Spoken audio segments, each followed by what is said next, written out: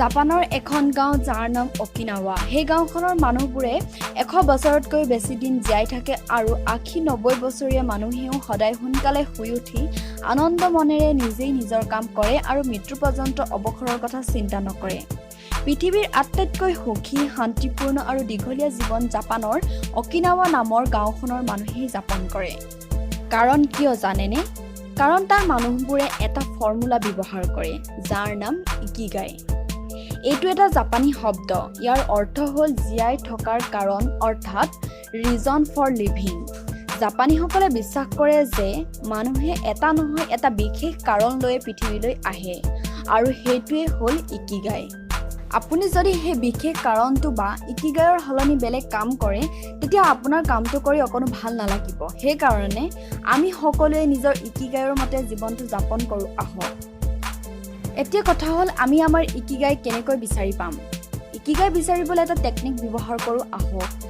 আমি যেতিয়া কলেজ শেষ কৰিম বা যিসকলে ইতিমধ্যে কলেজ শেষ কৰিলে তেওঁলোকক সকলো এটা প্ৰশ্নৰ সন্মুখীন হয় যে হ'ল কলেজ শেষ কৰি এতিয়া কি কৰিবা, বা কোনোৱে তেওঁক উপদেশো দিব যে কোনোৱে ক'ব তুমি কি কাম কৰি ভাল পোৱা সেইটো কৰা, কোনোৱে ক'ব তুমি যি কামত এক্সপাৰ্ট সেইটো কৰা, কোনোৱে ক'ব এইটো কাম কৰা যিটোৰ পৰা বেছি উপাৰ্জন হয়, আৰু কোনোৱে এইটো ক'ব যে এনেকুৱা কাম কৰা যিটো মানুহৰ প্ৰয়োজন আছে।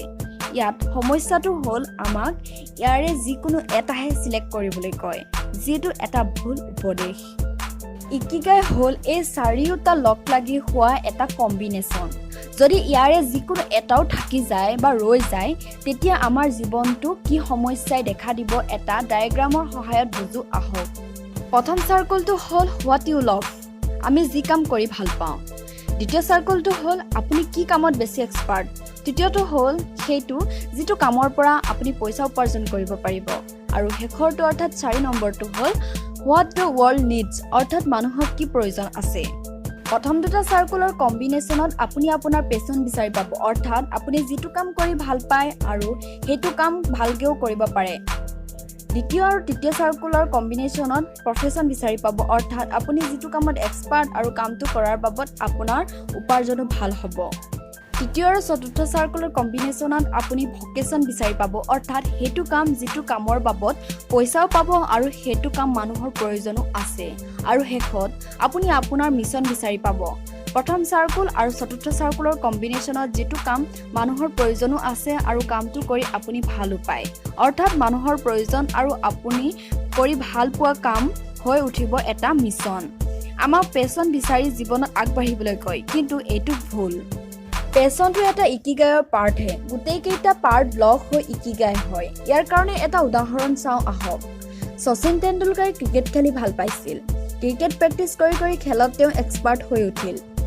ক্ৰিকেট খেলাৰ বাবদ তেওঁ পইচাও পায় আৰু মানুহেও তেওঁৰ খেল চাই ভাল পায়। আৰু আমাৰ দেশৰ কাৰণে শচীন তেণ্ডুলকাৰৰ ক্ৰিকেট খেলাটো এটা প্ৰয়োজনো হয়। শচীন তেণ্ডুলকাৰৰ এই ক্ৰিকেট খেলে গোটেই চাৰিওটা পাৰ্টক ছেটিছফাই কৰে। গতিকে ক্ৰিকেট খেলাটো শচীন তেণ্ডুলকাৰৰ ইকিগাই হয়। আপুনি আজিলৈকে যিমানবোৰ ছাকচেছফুল ব্যক্তিৰ বিষয়ে জানিছে তেওঁলোক সকলোৱে তেওঁলোকৰ ইকিগাই কি সেইটো ভালদৰে আইডেণ্টিফাই কৰি ল'ব পাৰিছে। সেইকাৰণেই তেওঁলোক ইমান আগবঢ়া।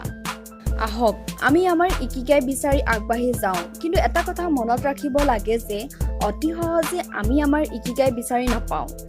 আমি নিজেই নিজৰ বিষয়ে জানিব লাগিব আৰু বহুত ভাবি চিন্তিহে ইকিগাই বিচাৰিব পাৰিম। নিজকে নিজে প্ৰশ্ন কৰি নিজক জানিবলৈ চেষ্টা কৰিব লাগিব।